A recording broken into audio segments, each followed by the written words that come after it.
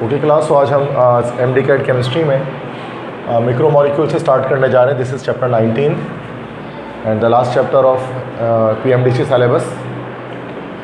तो इसमें दो टॉपिक्स हैं, तो एक प्रोटीन पढ़ते हैं और एंजाइम पढ़ते हैं। ये दो चीज़ें इस चैप्टर में पढ़नी है, प्रोटीन और एंजाइम्स। तो अभी मैं जो है वो प्रोटीन स्टार्ट कर रहा हूँ, ठीक है। फर्स्ट टॉपिक जो है, तो सबसे पहले तो ये चैप्टर 19 है मैक्रोमोलिक्यूल्स। मैक्रोमोलिक्यूल्स का मतलब क्या होता है, इसके मतलब हमारे मैक्रो मतलब होता है बिग, तो ये हो गया बिग मॉलिक्यूल्स। मीन्स बड़े मॉलिक्यूल्स, वो मॉलिक्यूल जिनका मॉलिकुलर मास जो है वो हाई हो, जिनका मॉलिकुलर मास लार्ज हो, तो उनको बिग मॉलिक्यूल्स हम कहेंगे।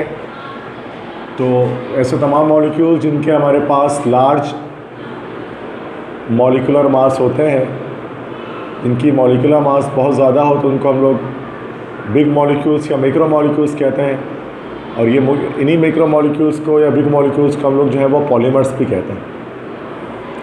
पॉलीमर्स, क्योंकि पॉलीमर्स असल में मैक्रो मॉलिक्यूल्स होते हैं जो बहुत सारे मोनोमर्स से मिलकर बनते हैं, ये सब जानते हैं। और इसमें जो इस चैप्टर में जो हम लोग पॉलीमर्स पढ़ेंगे, ये असल में हमारे पास हैं, they are actually biopolymers. Biopolymers वो तमाम पॉलीमर्स है जिनका जिनका इफेक्ट जो है वो ह्यूमन बॉडी में या किसी लिविंग ऑर्गेनिज्म में होता है।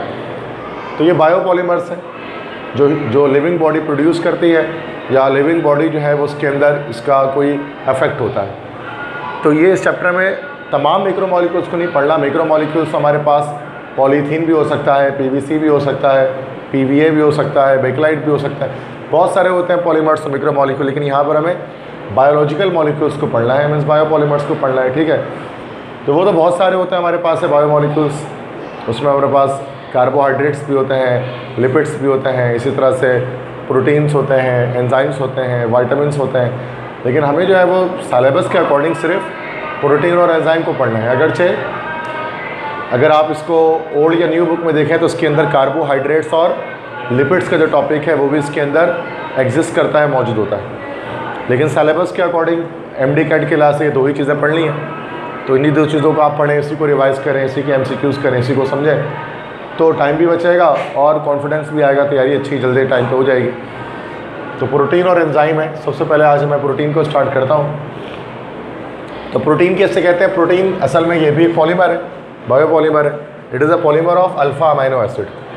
अल्फ़ा अमाइनो एसिड का हमारे पास ये पॉलीमर होता है। तो सबसे पहली चीज़ जो आपको ये पता होनी चाहिए कि व्हाट इज़ अमाइनो एसिड, कि अमाइनो एसिड किसे कहते हैं। तो अमाइनो एसिड क्या है, अमाइनो एसिड किसे कहते हैं?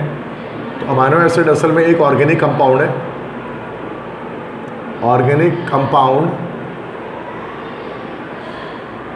हैविंग एन अमाइनो ग्रुप, जिसमें एक अमाइनो ग्रुप होता है, जिसको हम लोग कौन सा ग्रुप कहते हैं? NH2 group, and an acidic group, और उसके साथ एक एसिड या कार्बोक्सिलिक ग्रुप होता है, उसको हम लोग कहते हैं COH ग्रुप। तो ऐसे कंपाउंड्स को हमारे पास अमाइनो एसिड कहा जाता है, जिसमें एक अमाइनो और एक जो है हमारे पास कार्बोक्सिलिक एसिड का ग्रुप मौजूद हो। This is called amino acid. अगर हम इसका जनरल फार्मूला बनाना चाहें तो किस तरह से हो सकता है? कार्बन, एक तरफ अमाइनो लगा दें NH2, एक तरफ लगा दें COH, एक तरफ हाइड्रोजन लगा दें और एक तरफ रेडिकल लगा दें। तो ये हमारे पास जो है वो असल में जनरल फार्मूला तैयार हो गया किसका? अमाइनो एसिड का। तो जो प्रोटीन्स होता है, प्रोटीन्स को समझने से पहले आपके लिए ज़रूरी है कि आप जो है वो अमाइनो एसिड को समझें कि अमाइनो एसिड किसे कहते हैं। अभी जो अमाइनो एसिड है, ये हमारे पास इसकी क्लासिफिकेशन होती है अमाइनो एसिड की, ठीक है। तो अमाइनो एसिड को हम दो तरह से क्लासीफाई कर सकते हैं। They can be classified into two ways. सबसे पहले तो इनको क्लासीफाई कर सकते हैं हम उनके स्ट्रक्चर के एतबार से। उसके बाद हम उनको क्लासीफाई कर सकते हैं इनके नेचर के हिसाब से। स्ट्रक्चर के लिहाज से तीन टाइप्स होते हैं अमाइनो एसिड के। एक हमारे पास कहलाता है अल्फ़ा अमाइनो एसिड, दूसरा सेकंड हमारे पास कहलाता है, this is called beta amino acid, और तीसरा हमारे पास कहलाता है, this is called gamma amino acid. अब क्या फ़र्क है अल्फ़ा बीटा और गैमा अमीनो एसिड में? बड़ा एक सिंपल यही है कि इसमें जो फंक्शनल ग्रुप के लिहाज से बात होती है कि अल्फ़ा अमीनो एसिड में क्या होता है कि जो हमारा जो ग्रुप होता है, कौन सा ग्रुप है? NH2 के COOH ग्रुप, फंक्शनल ग्रुप दोनों है ना। तो ये भी हमारा फंक्शनल ग्रुप है और ये भी फंक्शनल ग्रुप है। तो यहाँ पर हम बात NH2 के हिसाब से करते हैं ना भाई, ठीक है। तो NH2 जो है ना, NH2 is attach to alpha carbon. अगर NH2 अटैच होता है अल्फ़ा कार्बन से, then it will be called as alpha amino acid. और अगर ये NH2 अटैच होता है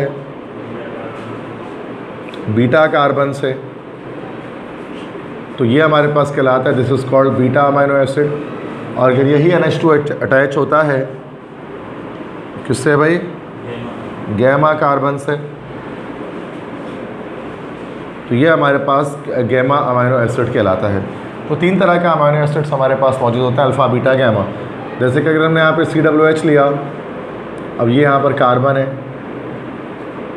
अब ये चूँकि फंक्शनल ग्रुप है, तो ये जो कार्बन है अल्फ़ा कार्बन है, इसके साथ अगर NH2 ग्रुप अटैच हो जाए, सो this will B alpha amino acid. और अगर यहाँ पर COOH लिया है, ये हमारा अल्फ़ा कार्बन है, ये हमारा बीटा कार्बन है, तो ये बीटा कार्बन है, तो इसके साथ अगर NH2 ग्रुप अटैच हो जाए, this will B beta amino acid. और गैमा अमीनो एसिड क्या होगा कि ये हमारे पास फंक्शनल ग्रुप है, देन ये 3 कार्बन, एक अल्फ़ा है, एक बीटा है और एक गैमा है। तो अगर गैमा से हमारा NH2 ग्रुप अटैच हो जाता है, this will be called as gamma amino acid. तो 3 तरह के अमीनो एसिड्स हमारे पास होते हैं अगर हम स्ट्रक्चर के लिहाज से देखें तो।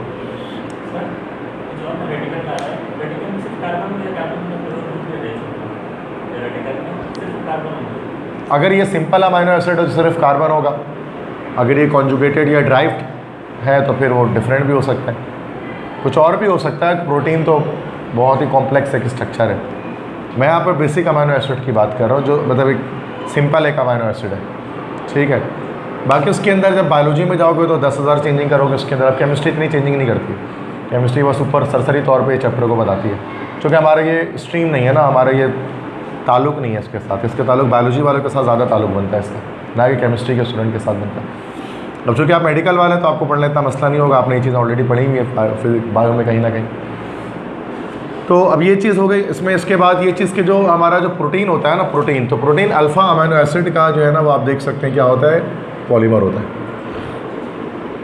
तो प्रोटीन इन बीटा और गैमा से नहीं बनता, अल्फ़ा अमीनो एसिड से बनता है। तो अल्फ़ा अमीनो एसिड क्या है असल में? तो इट इज़ द मोनोमर, ये मोनोमर है, मोनोमर ऑफ प्रोटीन। सो ये बेटा, तो ये प्रोटीन का हमारा मोनोमर हो गया, इसी से बन रहा है प्रोटीन। आगे कैसे बनता है वो आगे की बात, वो बात भी करते हैं उस पर बात, ठीक है।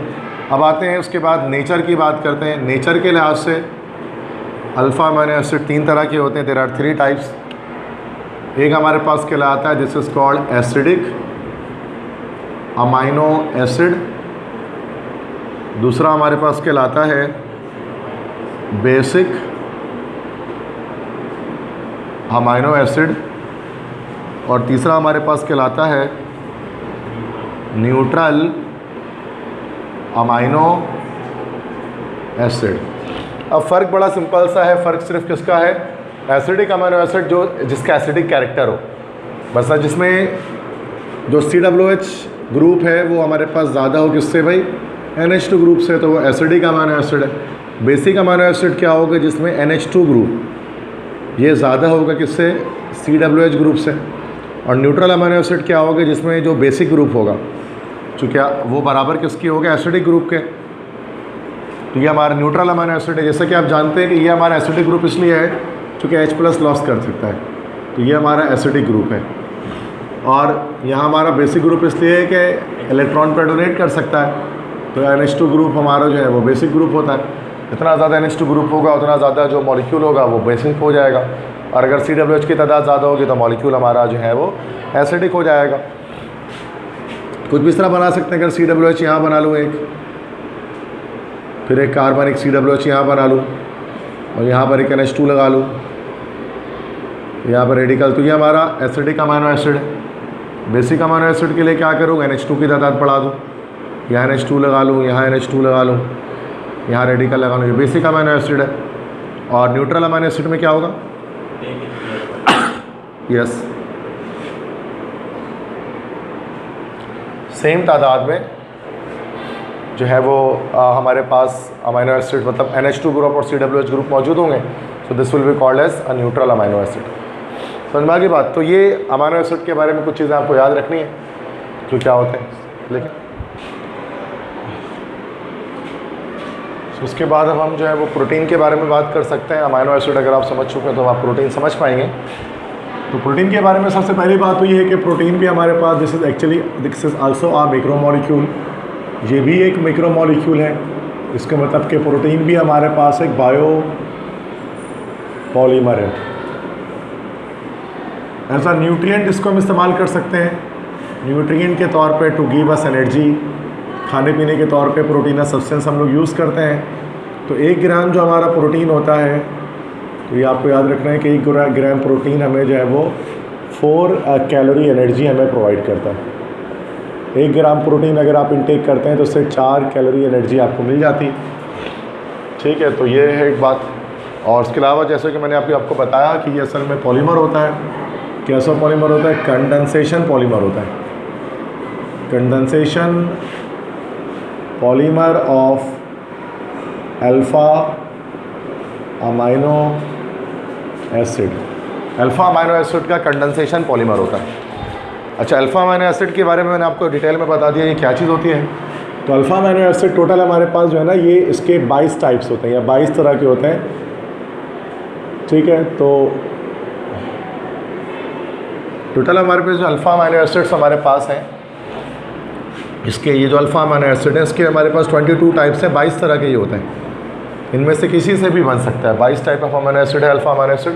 किसी भी type of alpha amino acid से क्या कर सकते हैं हम लोग, बना सकते हैं इसको, आप प्रोटीन को सिंथेसाइज़ कर सकते हैं।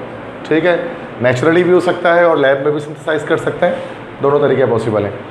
अच्छा, ये कंडेंसेशन पॉलीमर है। कंडेंसेशन पॉलीमर का मतलब क्या होता है, कंडेंसेशन का मतलब जब ये आपस में पोलीमराइज होंगे तो उसमें असल में क्या होगी, एलिमिनेशन ऑफ वाटर होगी। और वाटर जब एलिमिनेट होता है किसी भी पोलीमराइजेशन से तो वो एलिमिनेशन कहलाता है, सॉरी कंडेंसेशन कहलाता है।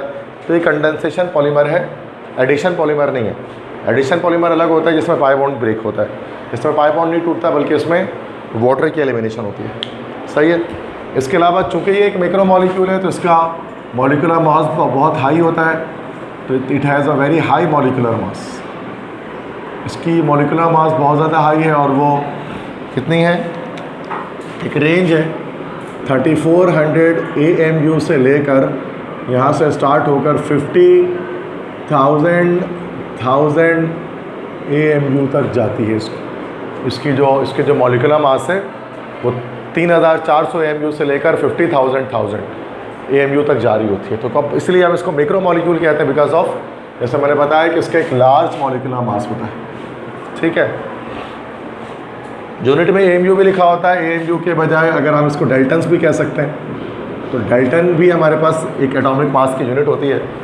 तो कभी कभार बुक में 3400 डेल्टन तो 50,000 डेल्टन्स लिखा होता है। तो डेल्टन्स और AMU एक ही बात होती है, कोई ज़्यादा फर्क नहीं है इसके अंदर। ठीक है, इसके बाद अमाइनो एसिड किस तरह से कंबाइन होकर प्रोटीन बनाते हैं। तो प्रोटीन्स को हम एक और नाम देते हैं, दे आर आल्सो कॉल्ड, इनको कहा जाता है पॉलीपेप्टाइड भी कहा जाता है इनको। They are also called polypeptides. इनको पॉलीपेप्टाइड्स भी कहते हैं। पॉलीपेप्टाइड्स क्यों कहते हैं, क्योंकि इनके अंदर आपको मिलता है एक पेप्टाइड बॉन्ड या जिसको हम लोग कहते हैं पेप्टाइड लिंकेज।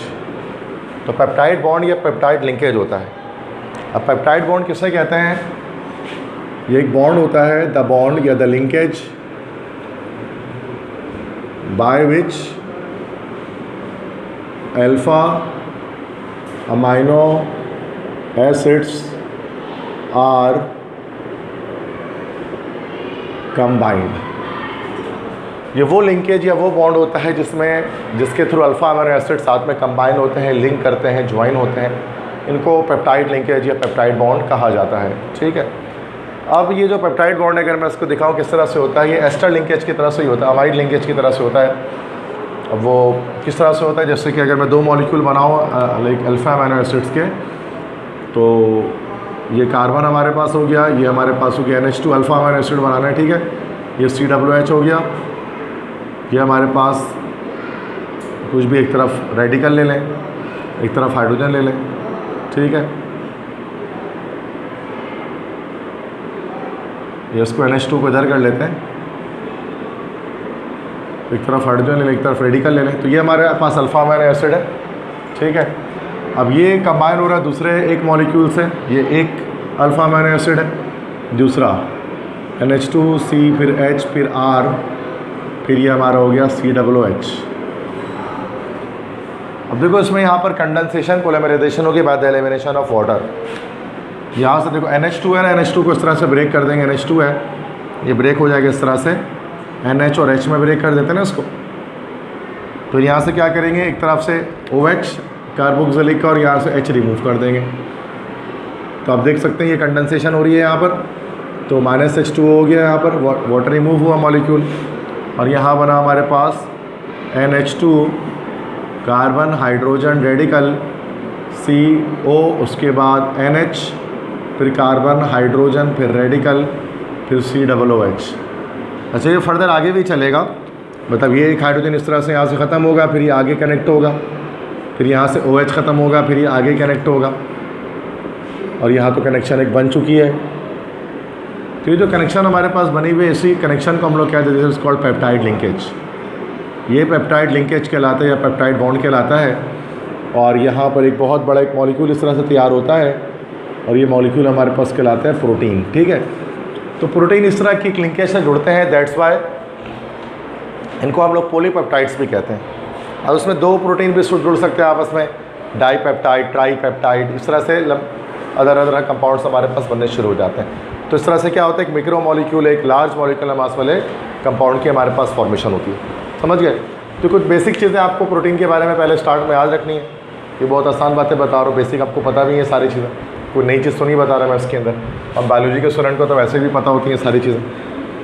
अब अगर हम टाइप्स ऑफ प्रोटीन की बात करें, प्रोटीन कितने टाइप्स के हमारे पास हैं, तो प्रोटीन के टाइप्स को हम 2 तरह से हम कर सकते हैं एक्सप्लेन, 1 और 2। एक तो हम कर सकते हैं अकॉर्डिंग टू स्ट्रक्चर, स्ट्रक्चर के लिहाज से अलग अलग एक्सप्लेन कर सकते हैं, और एक हम कर सकते हैं अकॉर्डिंग टू फंक्शन, फंक्शन के अतबार से प्रोटीन की अलग अलग टाइप होती है। ठीक है, स्ट्रक्चर के लिहाज से और फंक्शन के लिहाज से। स्ट्रक्चर के लिहाज से देखेंगे तो हमारे पास 4 टाइप्स निकल जाती हैं, प्राइमरी, सेकेंडरी, टर्शियरी और क्वाटनरी। तो ये स्ट्रक्चर के लिहाज से primary, secondary, tertiary, quaternary, new book के अकॉर्डिंग अगर हम देखें तो स्ट्रक्चर के लिहाज से हमारे पास 4 टाइप्स हैं। अच्छा, अगर हम फंक्शन के लिहाज से देखें तो हमारे पास मल्टीपल टाइप्स आएंगी, 6 टाइप्स होंगी। एक हमारे पास होगा, one is called enzyme,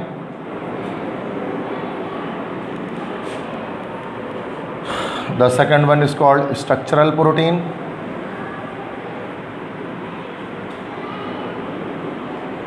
the third is called storage protein,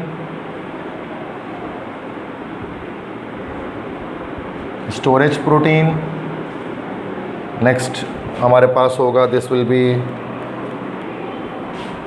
transport protein,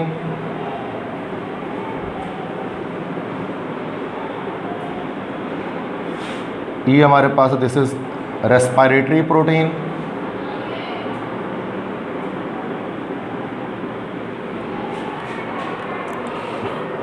इसके बाद एफ हमारे पास है, this is antibodies, sorry hormones,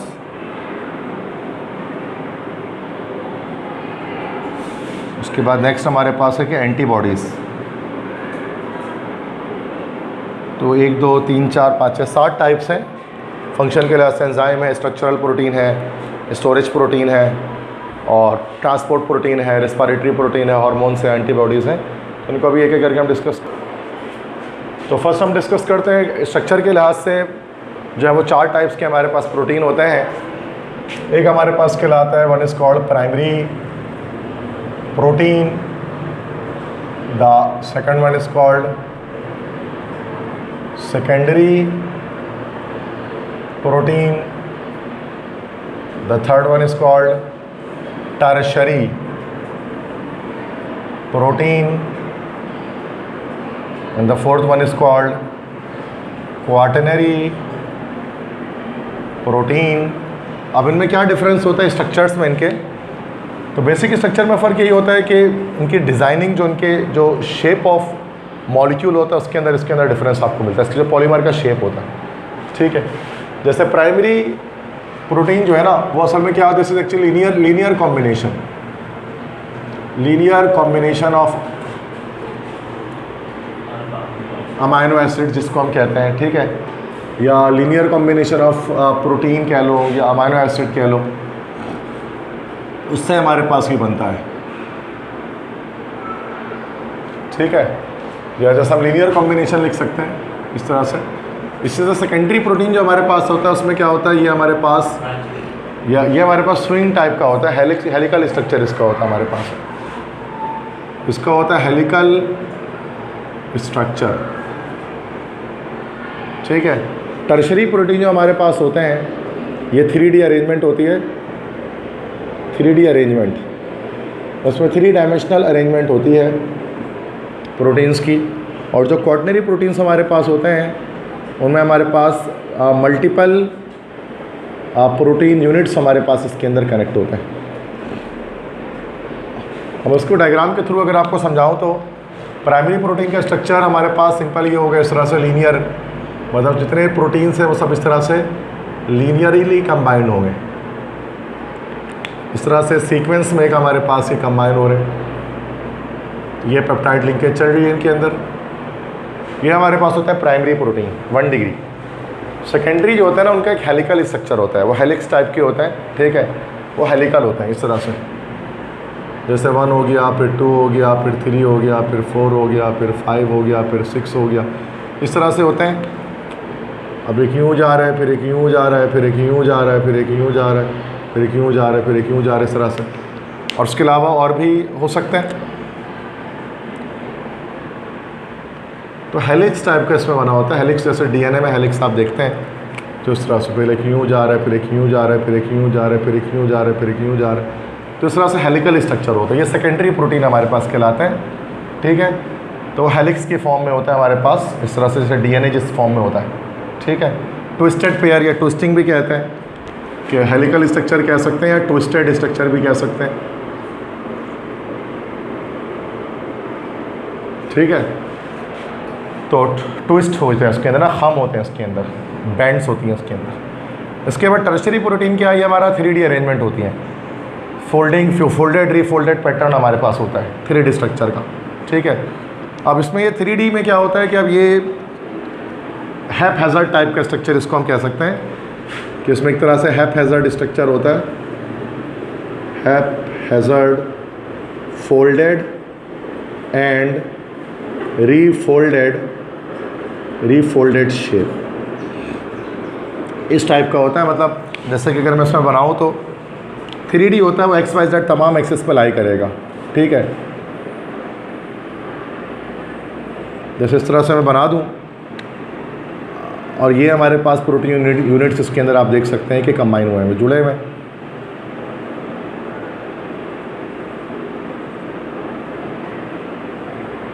ये हमारे पास कहलाता है टर्शरी, 3 डायमेंशनल स्ट्रक्चर है, 3D है, तो थोड़ा हैपहैज़र्ड टाइप का ही होता है। ठीक है, मतलब कोई फिक्स शेप इसमें नहीं होती है, ट्विस्टेड होते हैं, ट्विस्टेड भी होता है, कहीं पे लीनियर भी जा रहा होता है, हेलिकल भी हो रहा होता है, हर तरफ से जा रहा होता है, ये टर्शरी स्ट्रक्चर कहलाता है। तो कॉम्प्लेक्सिटी आप देखते हैं बढ़ती जाती है जैसे जैसे हम शेप में प्राइमरी से सेकेंडरी या सेकेंडरी से टर्शरी में आता है। तो उसके बाद क्वाटर्नरी जो प्रोटीन होता है ना, वो टर्शरी की तरह से ही होता है, मल्टीपल उसमें ना प्रोटीन यूनिट्स इसके अंदर जुड़े होते हैं। जैसे कि मिसाल के तौर पे एक हमारे पास क्वाटर्नरी प्रोटीन की सबसे मशहूर एग्जांपल होती है हेमोग्लोबिन। हेमोग्लोबिन एक क्वाटर्नरी प्रोटीन है, इसके अंदर 4 सब यूनिट्स होते हैं। मतलब हेमोग्लोबिन असल में 4 अलग अलग प्रोटीन्स का कॉम्बिनेशन होता है। वो 4 अलग अलग प्रोटीन किस तरह से, जैसे कि एक प्रोटीन अगर मैं इस तरह से बना लूँ, ये एक प्रोटीन है, now this is the second protein, now this is the third protein,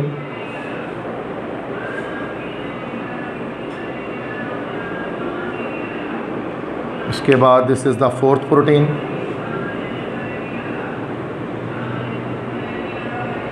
ठीक है। अब इसके अंदर ना अब अलग अलग प्रोटीन यूनिट्स इसके अंदर कंबाइंड है। अब इसमें अब जितने भी आप प्रोटीन यूनिट्स लगा दें तो ये जो एक एक आपका ट्विस्टेड जो पेयर चल रहा है ना, वो एक एक असल में हमारे पास एक प्रोटीन है जो डिफरेंट कलर से मैं शो कर रहा हूँ। तो इसमें मल्टीपल प्रोटीन यूनिट्स इसके अंदर हमारे पास जो है वो मौजूद होती हैं, ठीक है। अब स्ट्रक्चर तो ड्रॉ करने आता नहीं हो, ऐसे मैं ड्रॉ करके आपको एक्सप्लेन कर रहा हूँ। आपको ड्राइंग तो कुछ भी नहीं करनी है पेपर में, बस ऐसे पता होना चाहिए। तो आप देखेंगे तो कॉम्प्लेक्सिटीज़ बढ़ती जाती हैं प्रोटीन के अंदर। ये प्राइमरी है, ये सेकेंडरी है, टर्शरी है, ये क्वार्टनरी है। तो प्राइमरी में एक लीनियर कॉम्बिनेशन होती है तमाम प्रोटीन यूनिट्स की, और सेकेंडरी प्रोटीन्स जो होते हैं उनमें ट्विस्टेड हेलिकल स्ट्रक्चर होता है। 3D स्ट्रक्चर आप याद रखेंगे कि ये हमारे टर्शरी में होता है, ठीक है, फोल्डेड रिफोल्डेड पैटर्न्स होते हैं। और क्वार्टनरी में मल्टीपल प्रोटीन यूनिट्स जो होते हैं ना, वो आपस में कंबाइन हो रही होते हैं, जैसे हेमोग्लोबिन एक मशहूर एग्जाम्पल, समझ गया। उसका टाइप्स हम देखते हैं बेटा अकॉर्डिंग टू फंक्शन के लिहाज से क्या टाइप्स हैं। तो ये टाइप्स मैं आपको एक एक करके बताता हूँ। तो types of protein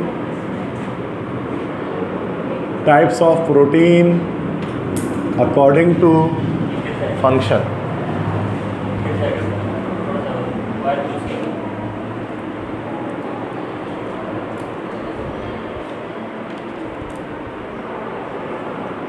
types of protein according to function के लिहाज से प्रोटीन की टाइप्स। तो फंक्शन के लिहाज से हमारे पास प्रोटीन की सारी टाइप्स होते हैं जो मैंने लिखी हैं, एक बाय वन इनको बता देता हूँ। सबसे फर्स्ट टाइप हमारे पास होती है, इसको हम लोग क्या बोलते हैं, दैट इज कॉल्ड एंजाइम। अब एंजाइम किसे कहा जाता है ये तो आप जानते ही हैं। Enzymes are actually bio catalyst, ये बायोलॉजिकल कैटलिस्ट होते हैं। असल में ये सब आप प्रोटीन्स के टाइप्स हैं। ये बायोलॉजिकल कैटलिस्ट होते हैं जो स्पीड अप करते हैं किसी बायोकेमिकल रिएक्शन को, ठीक है। जब एंजाइम्स का नाम लिखा जाता है तो आप जानते हैं कि इनका जो सफिक्स हमारे पास आता है वो क्या आता है, एज आता है। और जैसे मैंने आपको बताया कि एंजाइम का हमारे पास एक अलग से टॉपिक है, तो उसमें हम डिटेल में बात करेंगे। मैं एंजाइम के बारे में डिटेल में बात नहीं कर रहा, हम सिर्फ टाइप देख रहे हैं, वरना इस एंजाइम पर PMDC सिलेबस में अलग से पूरा एक टॉपिक डाला गया, ठीक है। और तो आप लोगों को तो पूरा एक चैप्टर है एंजाइम पे, जिसका टेस्ट भी शायद आज आपका है, ठीक है। तो जब हम एंजाइम की बात करेंगे तो एंजाइम में हमारे पास जो इनके जब भी नाम लिखते हैं इनके आखिर में एज आता है, और ये सबस्ट्रेट के लिहाज से होता है, मतलब प्रीफिक्स जो सफिक्स जो होता है उनको एज होता है। और अक्सर प्रीफिक्स जो होता है वो मैंने क्या बताया था आपको, या तो वो सबस्ट्रेट के नाम पर हो रहा होता है या फिर वो किस पर हो रहा होता है, टाइप ऑफ रिएक्शन के हिसाब से हो रहा होता है, ठीक है। टाइप ऑफ रिएक्शन के लिहाज से भी हो सकता है। जैसे कि अगर हम एग्जाम्पल देते हैं बेटा इसमें, तो हमारे पास एक है अमाइलोज है, अमाइलोज जिसको हम लोग क्या कहते हैं, स्टार्च भी कहते हैं ना, ठीक है। स्टार्च भी कहलाता है अमाइलोज, C6H10O5 ब्रैकेट, यही होता है अमाइलोज। अब अगर हम अमाइलोज के अंदर एंजाइम डालते हैं क्या, अमाइलेज, तो उसको क्या कर देता है, वो ग्लूकोज यूनिट्स में ब्रेक कर देता है। तो ये अमाइलेज हमारा जो है वो एक एंजाइम हो गया, और इसको हम एरो के ऊपर दिखा रहे हैं तो कैटलिस्ट है। इसी तरह से हमारे पास एक, अगर हमारे पास कोई प्रोटीन है उसमें हम क्या डालेंगे बेटा, प्रोटीएज। तो प्रोटीएज क्या करेगा, इसको, इस प्रोटीन को अमाइनो एसिड्स में डिकम्पोज कर देगा, ब्रेक कर देगा। अब ये प्रोटीएज के अंदर मल्टीपल एंजाइम्स हमारे पास होते हैं।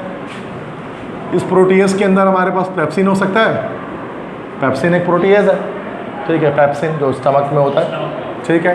तो उसका काम प्रोटीन को अमाइनो एसिड में डिकम्पोज करना है। ट्रिप्सिन भी हो सकता है, तो पेप्सिन, ट्रिप्सिन, तो ये सारे हमारे पास प्रोटीएज होते हैं, ठीक है।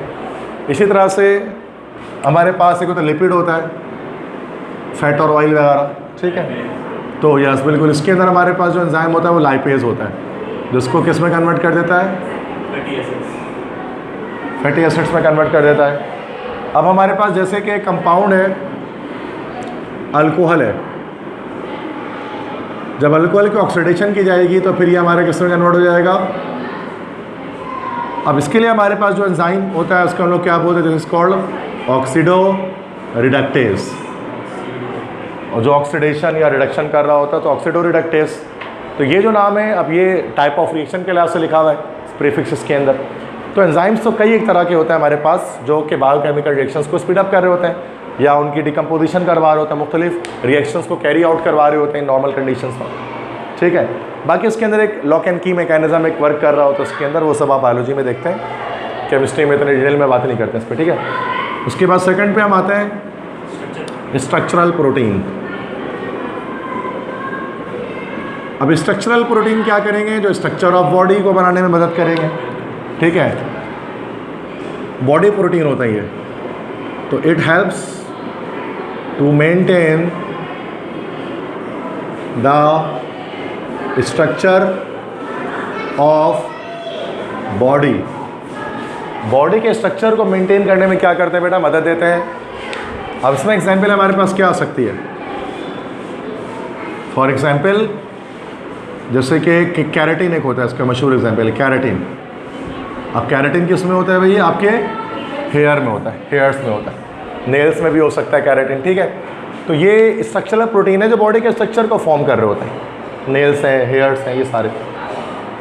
और जो कैरेटिन होता है वो एक फाइबरस प्रोटीन है ना, फाइबर टाइप का होता है। अभी आपके हेयर्स फाइबरस होते हैं ना, रेशे जैसे होते हैं, ठीक है, लॉन्ग स्टैंड के फॉर्म में होते हैं ये। तो ये स्ट्रक्चरल प्रोटीन है। एग्जाम्पल तो बहुत हो सकते हैं, एक एक एग्जाम्पल मैं बता रहा हूँ सबकी, बस क्लियर करने के लिए। थर्ड इसके बाद हमारे पास होता है स्टोरेज प्रोटीन।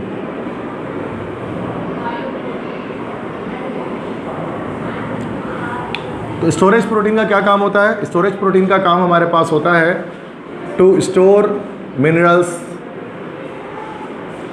ये मिनरल्स वगैरह को स्टोर करते हैं बॉडी के अंदर, ठीक है। अब इसके अंदर एग्जाम्पल में एक मैं लिख देता हूँ फेरेटिन, फेरेटिन, ठीक है। तो फेरेटिन हमारे पास एक स्टोरेज प्रोटीन होता है। देखो प्रोटीन के नाम के आखिर में इन भी आ रहा होता है, जैसे एंजाइम में तो एज आ रहा होता है, वरना अक्सर इन आ रहा होता है प्रोटीन का जो सफिक्स होता है, जैसे पेप्सिन है, ट्रिप्सिन है, कैरेटिन है, फेरेटिन है, इस तरह से हेमोग्लोबिन है, इस तरह मायोग्लोबिन है, ठीक है।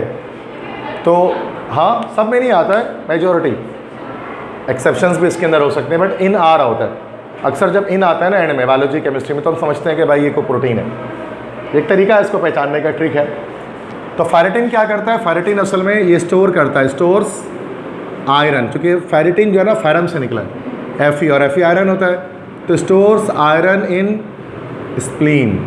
ये स्प्लीन में आयरन को स्टोर करके रखता है। स्प्लीन आपको पता है डाइजेस्टिव सिस्टम में एक ऑर्गन है ना बेटा, क्या बोल उर्दू में क्या बोलते हैं इसको, तिल्ली। स्प्लीन आपके पेट में होता है, तिल्ली इसको कहा जाता है, स्प्लीन। तो ये क्या करता है, ये जो फेरेटिन ये आयरन को स्टोर करता है। अब जैसे गॉल ब्लेडर है तो वो एसिड को स्टोर कर रहा होता है अपने पास, पित्ता जिसको हम कहते हैं। इस तरह स्प्लीन का अलग काम है, डाइजेशन में आप डिटेल में पढ़ते हो ये चीज़ें, ठीक है। इसके बाद वैसे फेरेटिन ये जो स्प्लीन है ना, इसका इतना इंपॉर्टेंट ऑर्गन नहीं है बॉडी का, आप बॉडी से इसको निकाल भी सकते हैं। जैसे गॉल ब्लेडर है, इंसान गॉल ब्लेडर के बिना जिस तरह सर्वाइव कर सकता है, बिना पित्ता के बिना गॉल ब्लेडर कुछ लोग निकालवा भी देते हैं, ठीक है। इसी तरह से स्प्लीन को भी निकाला जा सकता है बॉडी के अंदर से, मतलब इसके बिना इंसान सर्वाइव कर लेता है, ठीक है। तो इस तरह का एक ऑर्गन है। फोर्थ इसके बाद हम देखेंगे तो this will be transport protein.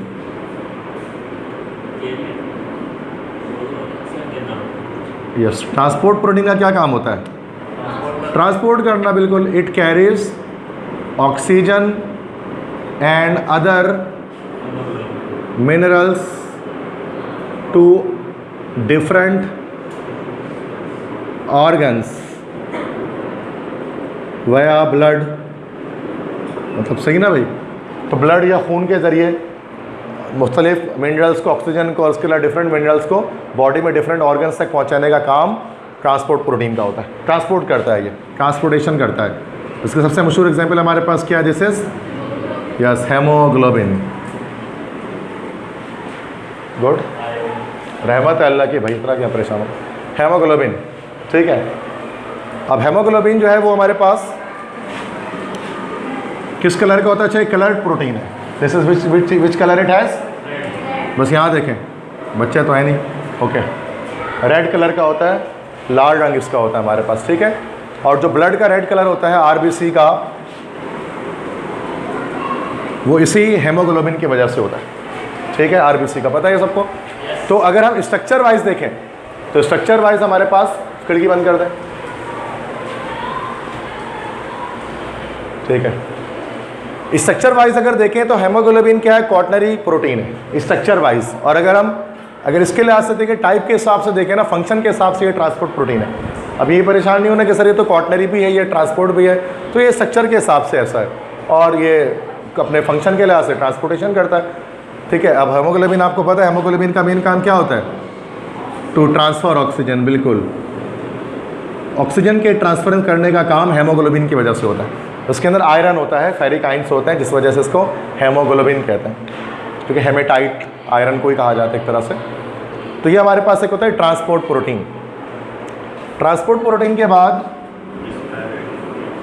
Next हम लोग फिफ्थ देखते हैं, this is called respiratory protein.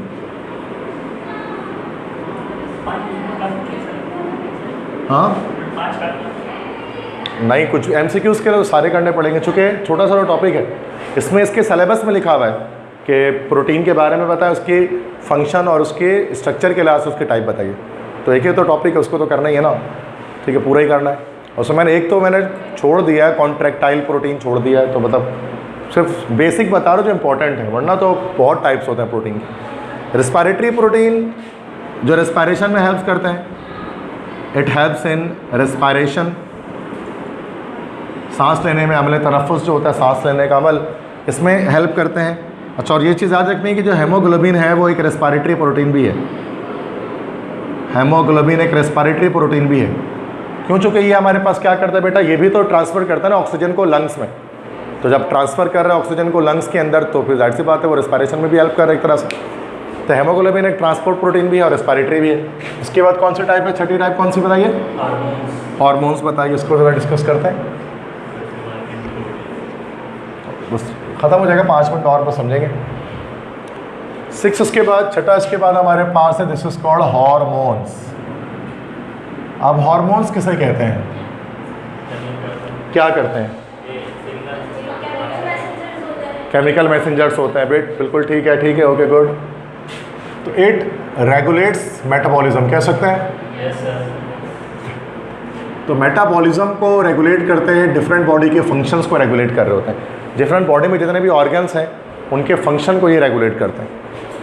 अब हम एक चीज़ पता है, बायोलॉजी के अंदर हम इस चीज़ को पढ़ते हैं कि जो ऑर्गन्स हैं, तो सबसे पहले तो सेल है, सेल से मिलकर हमारे पास क्या बनते हैं, क्या बनाते हैं आप लोग? टिश्यूज़ बनाते हैं। टिश्यूज़ से मिलकर क्या बनते हैं? ऑर्गन्स। ऑर्गन से मिलकर क्या बनता है? नहीं, सिस्टम बनेगा। सिस्टम से मिलकर बनता है ऑर्गेनिज्म। ऑर्गन सिस्टम बनेगा ना बेटा, पहले डिफरेंट ऑर्गन से मिलकर ऑर्गन सिस्टम बनेगा, फिर उसके बाद ऑर्गेनिज्म। अब ऑर्गन सिस्टम तो कई एक सारे हमारे पास हैं।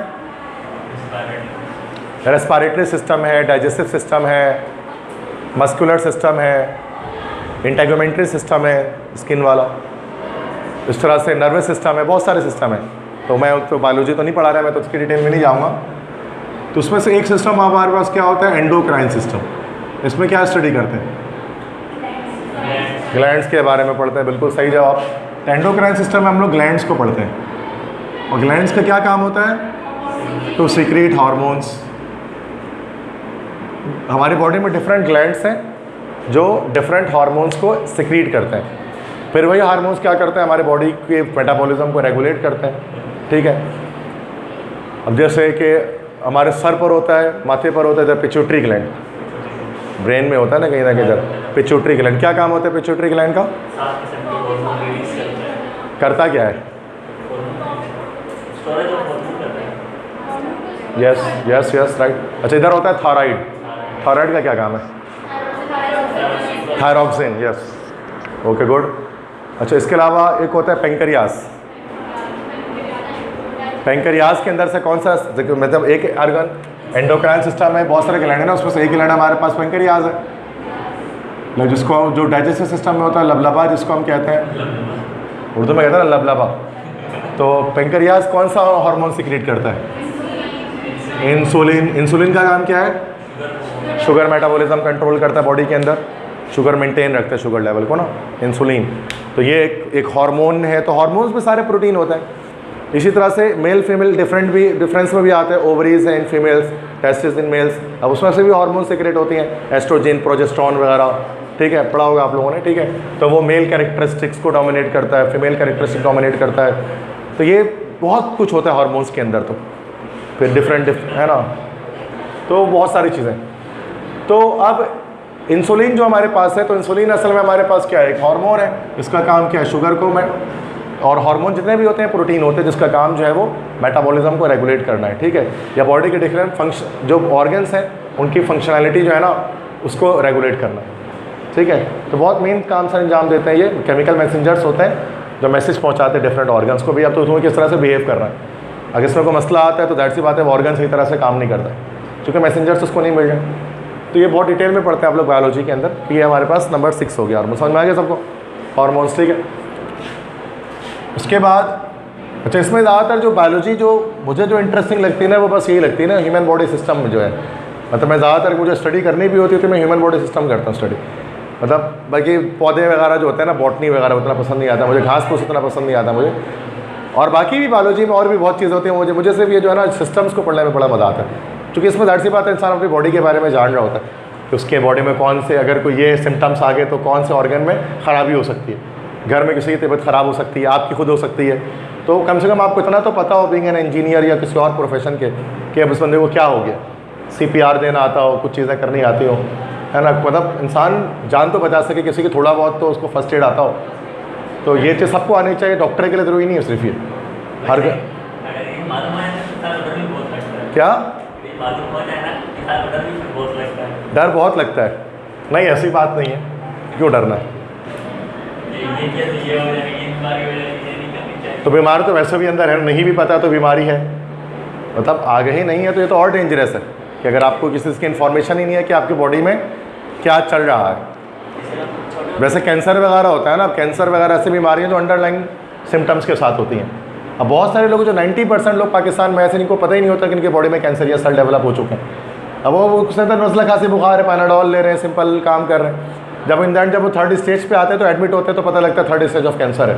उसके बाद डॉक्टर क्या बस डेट दे देते हैं, भाई इतना दिन आपके पास है, उसका कीमोथेरापी भी काम नहीं आती किसी। तो यही होता है 90% केस में मैंने यही देखा कि लोग घर पे पता ही नहीं होता ना, घर में किसी फ़र्द को पता है कि क्या चल रहा है। वो जा रहे डॉक्टर क्लिनिक के पास जा रहे, वो छोटे मोटे क्लिनिक में जाके दवाई ले रहे और इससे माहौल चीज़ें ख़राब। वरना 90% केस ये है कि आप कैंसर से बच सकते हैं, किसी भी मौसमी डिजीज से बच सकते हैं अगर आप टाइमली उसका इलाज करवा ले तो। ये लैक ऑफ अवेयरनेस है जिसकी वजह से ये मसाइल जन्म लेते हैं, ख़ास तौर पे जो बैकवर्ड एरियाज़ होते हैं कराची के या पाकिस्तान के उन इलाकों में बड़े मसले हैं ये। तो ये चीज़ें होती है, तो पता होना बहुत ज़रूरी है। डर लगने की क्या बात है, पता है तो आप फिर चीज़ें सही कर सकते हो ना।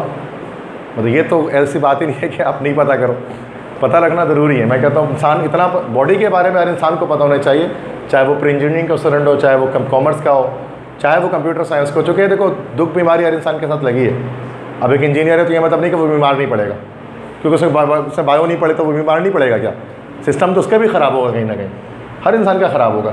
इस तरह जिस तरह मोबाइल फ़ोन आपको चलाना आता है, जिस तरह आप थोड़ा बहुत कंप्यूटर चला लेते हैं, थोड़ा बहुत मोबाइल चला लेते हैं, थोड़ा बहुत काम करना है कंप्यूटर मोबाइल में तो आप कर सकते हैं। इसी तरह से थोड़ा बहुत अपनी बॉडी के बारे में भी कंप्यूटर साइंस या इंजीनियरिंग के स्टूडेंट को पता होना चाहिए, हर इंसान को पता होना चाहिए थोड़ा बहुत, इन डिटेल नहीं कि इन डिटेल तो जाहिर सी बात है जो उसका मास्टर होगा उसी को पता होगा।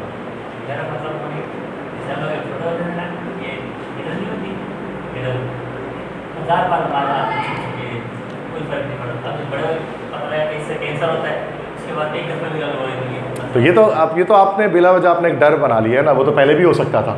अगर आपको नहीं पता था और खुदा न खास्ता अगर आप रस्टेड अगर आप नीडल को अगर आप अपने वीन्स में इंजेक्ट करते हैं तो उसमें भी आपके लिए मसला हो सकता था।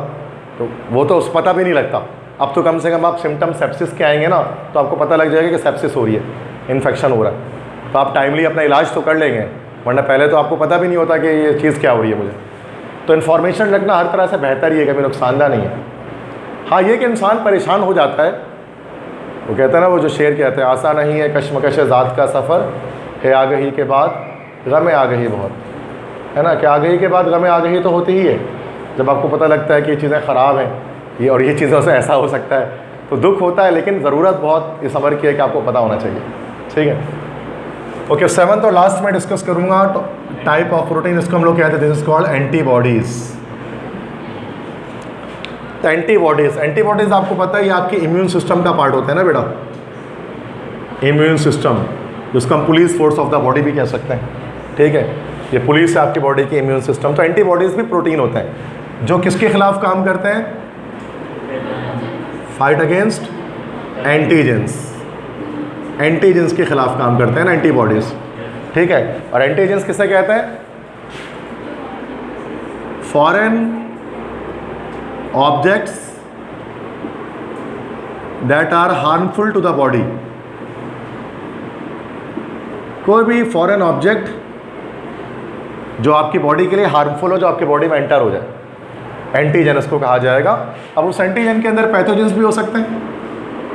पैथोजेंस से बड़ा डिजीज कॉसिंग माइक्रो ऑर्गेनिज्म जो बीमार कर सकते हैं, वायरसेस, बैक्टीरियाज, अमेबास, जो डिफरेंट टाइप के, तो पैथोजेंस हो गए। या फिर डस्ट वगैरह भी हो सकता है, वो भी एंटीजन में आ जाएगा।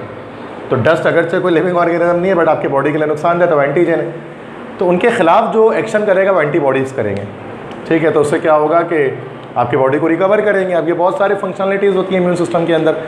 ये कभी कभार आपकी बॉडी के टेम्परेचर को इंक्रीज़ कर देता है, ताकि जब बुखार हो जाता है ताकि जो बॉडी है आपकी वो अनइनहेबिटेबल हो जाए, किसके लिए, तमाम माइक्रो ऑर्गेनिज्म के लिए, वहाँ से बाहर निकल जाते हैं। इस तरह छींक आती है आपको, अगर कोई डस्ट आपके नोज़ के थ्रू अंदर जाता है तो दिस इज़ कि वो एंटीबॉडीज़ आपकी बॉडी में एक्शन कर रहे हैं। फिर हिस्टाडाइन लेवल जो है, हिस्टाडीन लेवल इंक्रीज़ हो जाता है, एंटीहिस्टामाइंस वगैरह पढ़ा होगा आपने, तो वो उसकी वजह से चीज़ें होती हैं। तो कहने का मकसद है कि ये हमारे पास टोटल जो है ना वो 7 टाइप्स के प्रोटीन है। एंजाइम्स हैं, स्ट्रक्चरल प्रोटीन है, storage protein, transport protein, respiratory protein, hormones, antibodies, जो कि हमारी बॉडी के डिफरेंट तरह के जो फंक्शंस होते हैं ना उनको रेगुलेट करते हैं। समझ गए? बस लिख लें इसको।